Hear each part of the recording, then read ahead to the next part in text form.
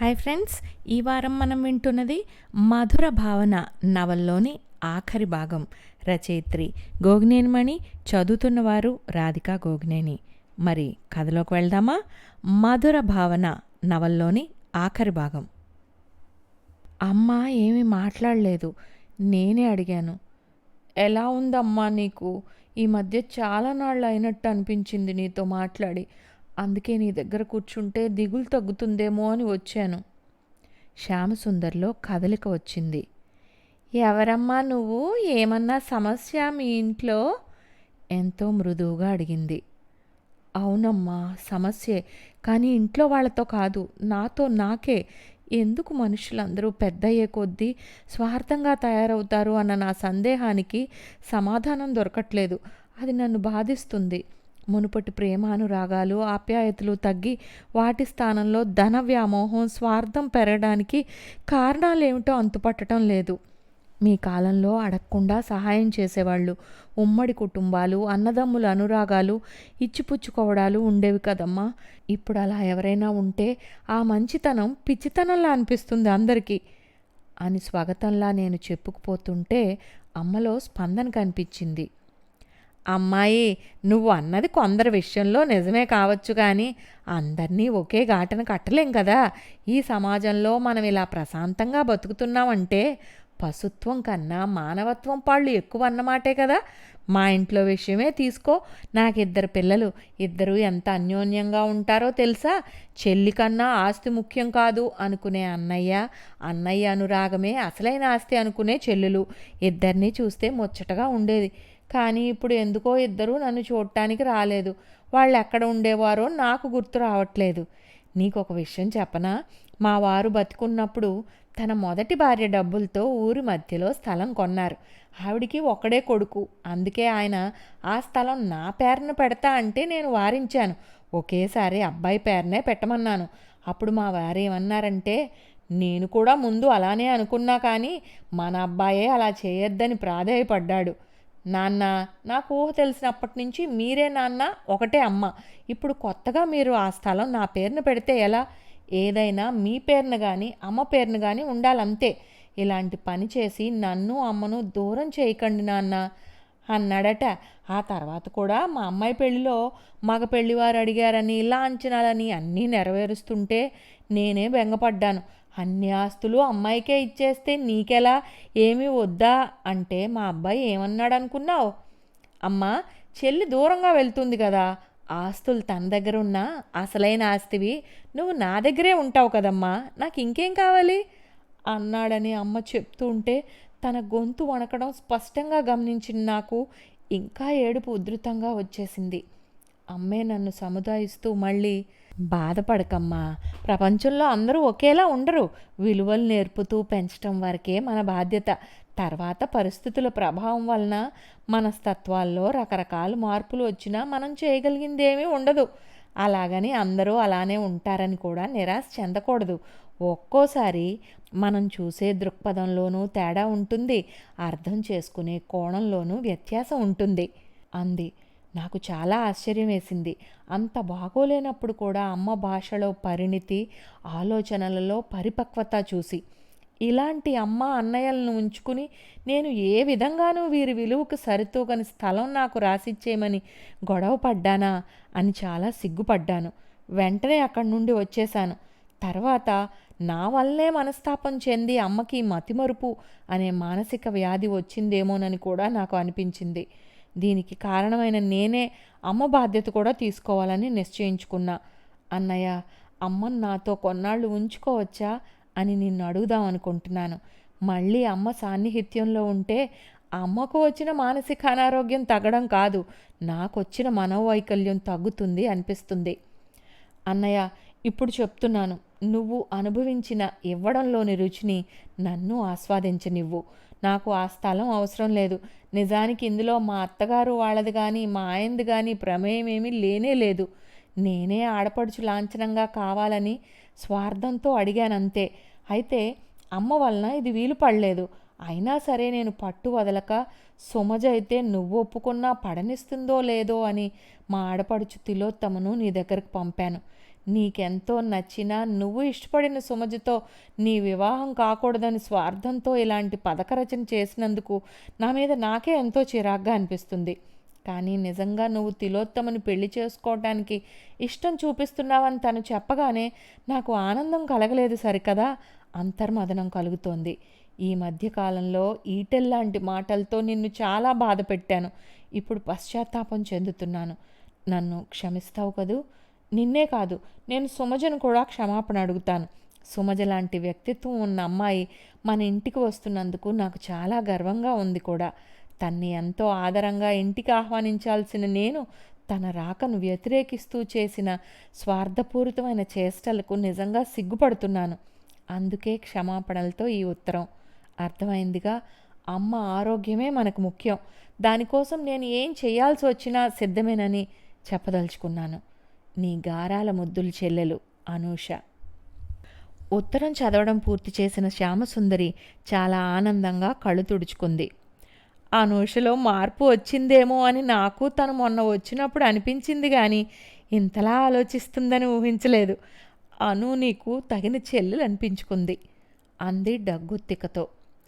ఆహా కాదమ్మా, మేమిద్దరం నీ పిల్లలు అనిపించుకున్నాం అంతే అన్నాడు వంశీ ఆనందంగా.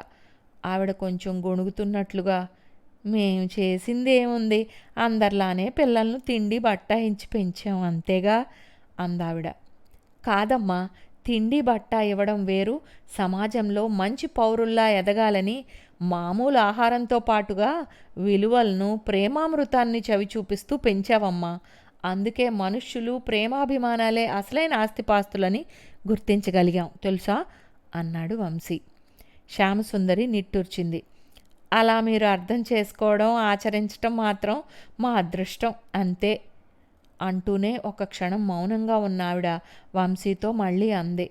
సుమజ వాళ్లకు నేను ఇంటికి వచ్చిన విషయం చెప్పు. మొన్న సుమజ వాళ్ళ అమ్మగారు నన్ను చూడటానికి వచ్చినప్పుడు ఆవిడ చాలా నిష్ఠూరంగా మాట్లాడారు. ఏదో బాధపడ్డారని అర్థమైంది, కానీ ఏంటో సరిగ్గా తెలియక నేను చాలా తికమక పడ్డాను.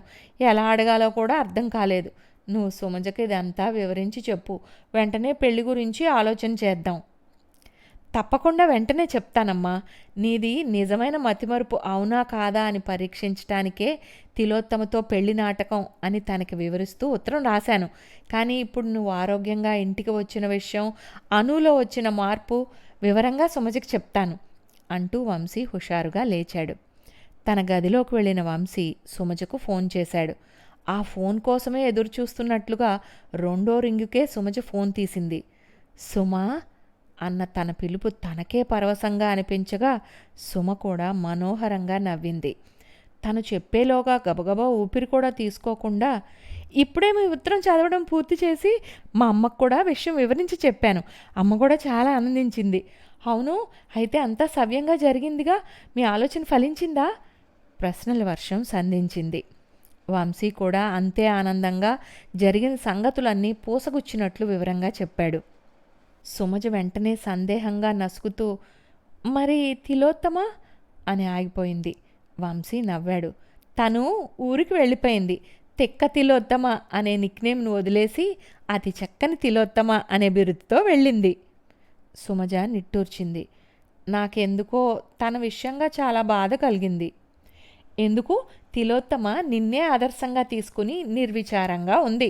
నీ వ్యక్తిత్వానికి తను కూడా ముగ్ధురాలైనట్టు చెప్పింది కూడా.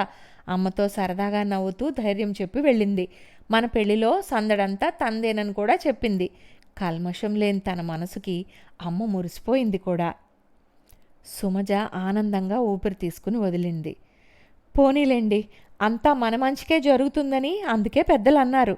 మీ అమ్మగారి నాటకం వలన అనులో మార్పు వచ్చి అసలైన ఆస్తి ఏమిటో గుర్తించగలిగింది కదా. అందరిలో ఈ పరివర్తన ఇంత త్వరగా సాధ్యం కాదు. తన నిర్ణయం స్వార్థపూరితమని తన మనసే ఎదురు తిరగటం వలన మీ అనూష అంత త్వరగా మంచి నిర్ణయం తీసుకోగలిగింది. మీ అన్నా చెల్లెళ్ల మధ్య మళ్ళీ ప్రేమపూరితమైన అనురాగ వాత్సల్యాలు ఏర్పడటం నాకెంతో ఆనందంగా అనిపిస్తుంది.